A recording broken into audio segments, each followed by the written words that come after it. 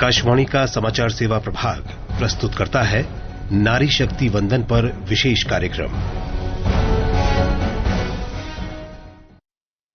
नमस्कार। आवाज जो कभी धीमी थी आज बुलंद है। वो कदम जो कभी सीमाओं में बंधे थे आज आसमां छूने को तैयार हैं। नारी सिर्फ एक शब्द नहीं बल्कि शक्ति, साहस और संकल्प का प्रतीक है और आज उसी शक्ति को एक नया आयाम देने के लिए देश की संसद में एक ऐतिहासिक पहल की शुरुआत हुई है। नारी शक्ति वंदन अधिनियम के तहत महिलाओं के सशक्तिकरण की दिशा में 3 महत्वपूर्ण कानूनों को पारित करने के लिए संसद के विशेष सत्र की आज से शुरुआत हुई है। कार्यक्रम में हमारे साथ हैं वरिष्ठ पत्रकार उमेश चतुर्वेदी और हम चर्चा करेंगे कि संसद के विशेष सत्र में आज क्या कुछ घटित हो रहा है और साथ ही साथ इन कानूनों से कैसे महिलाओं की स्थिति बदलेगी। उमेश जी, आपका स्वागत है। धन्यवाद, नमस्कार। इससे पहले कि उमेश जी के साथ हम चर्चा शुरू करें, सीधा चलते हैं संसद भवन, जहां पर केंद्रीय गृह मंत्री अमित शाह इस समय नारी शक्ति वंदन अधिनियम पर अपने विचार पेश कर रहे हैं। का आंकड़ा कहां से है ये मैं समझाता हूं।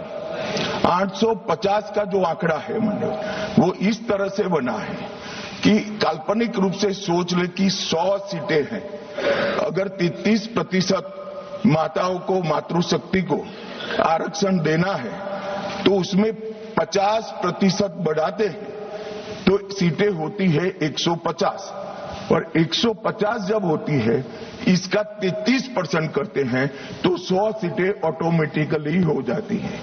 जो 543 सदस्य बैठे हैं इसमें 50% वृद्धि होगी। इसका 33% जब माताओं के लिए रिजर्व हो जाएगा तब 543 की 43 ओपन सीटें होगी जहां पर भी महिलाएं लड़ सकती। तो ये 50% इस तरह से आया है और 850 है वो राउंड ऑफ फिगर है। 816 एग्जैक्ट संख्या होगी। ये फिर से पूछेंगे कि ऐसा क्यों किया है, तो अभी भी राउंड ऑफ फिगर जो है ये 543 नहीं है, 543 से ज्यादा ही है। आज सुबह से ही लगातार पक्ष और विपक्ष के बीच चर्चा चल रही है। प्रधानमंत्री ने भी अपना संबोधन दिया। अपने श्रोताओं को बता दें कि इसमें 3 विधेयक पेश हो रहे हैं। केंद्र शासित प्रदेश कानून संशोधन विधेयक 2026, संविधान में 131वां संशोधन विधेयक 2026 और परिसीमन विधेयक 2026। उमेश जी, लंबा आपका राजनीतिक अनुभव रहा है पत्रकारिता के क्षेत्र में, कैसे देखते हैं इस बदलाव को? चूंकि बदलाव उसका हो रहा है जो बहुत उपेक्षित लंबे समय से भारत में रही हैं महिलाएं। ये तो देखिए लगभग 3 दशक पुरानी मांग है और इसको लेकर के संसद में कम से कम मुझे लगता है कि 3 बार तो विधेयक पेश हो ही चुका है। एक बार पारित हो चुका है 2023 में, जब जनता दल की सरकार थी तब विधेयक फाड़ा गया था। वाजपेयी सरकार में राम जेठमलानी के हाथों से छीन करके समाजवादी पार्टी के सांसदों ने उस विधेयक को फाड़ दिया था और फिर जब भी विधेयक फाड़ा गया तब उसको ठंडे बस्ते में डाला गया। लेकिन 2023 का साल ऐसा रहा जब महिला आरक्षण विधेयक पारित हुआ, लेकिन अगर आप याद करें तो उसको उस तरह से लागू करने के लिए खासतौर पर विपक्षी सांसदों की ओर से एक मांग थी कि जब तक डीलिमिटेशन न हो जाए, क्योंकि आप जानते हो कि 1976 के बाद से संसदीय सीटों का डीलिमिटेशन नहीं हुआ है। मतलब वो सीटें बढ़ी नहीं है, जनसंख्या के जो अनुपात में सीटें बढ़नी चाहिए थी वो नहीं बढ़ाई गई हैं और उसको बढ़ना था। पहले 25 साल का वो मियाद होती है, 2000 में बढ़ना था, वाजपेयी सरकार ने उसको टाल करके फिर आगे बढ़ाया। इस तरह से बढ़ता रहा है। तो मुझे लगता है कि जो इस बार जो कदम उठाया गया एक तरह से क्रांतिकारी ही है कि पहले सीटें बढ़ा लें, डीलिमिटेशन कर दें और उसके बाद जो महिलाओं को एक तरह से ताकतवर बनाने की राजनीतिक तौर पर। और एक चीज देख लीजिए कि पंचायतों में इसी संसद ने और राज्यों की विधानसभाओं ने उसका अनुमोदन किया है। 50% आरक्षण कई राज्यों में लागू हो चुका है, बिहार है, मध्य प्रदेश है, कई राज्य हैं ऐसे। और आज प्रधानमंत्री ने अपने भाषण में कहा भी कि करीब 2700 ब्लॉक में जो महिलाएं हैं वो इस तरह से लीड कर रही हैं कि एक तरह से उन्होंने अपनी लीडरशिप को स्थापित किया है। तो मुझे लगता है कि उसी बात को आगे बढ़ाने की कोशिश है और इसका निश्चित तौर पर जो मैं आपके मन में सवाल उठ रहा है, मैं समझ रहा हूं कि राजनीतिक फायदा उठाने की भी कोशिश होती है, होगी। जो लेगा वो फायदा उठाएगा। जी हाँ, बिल्कुल। आपने प्रधानमंत्री का जिक्र किया। प्रधानमंत्री ने आज अपने संबोधन में कहा कि ये एक महत्वपूर्ण पल है। आइए सुनते हैं उन्होंने क्या कहा। राष्ट्र के जीवन में कुछ महत्वपूर्ण पल आते हैं और उस समय की समाज की मनस्थिति और नेतृत्व की क्षमता उस पल को कैप्चर करके एक राष्ट्र की अमानत बना देती है, एक मजबूत धरोहर तैयार कर देती है। मैं समझता हूं कि भारत के संसदीय लोकतंत्र के इतिहास में ये वैसे ही पल है।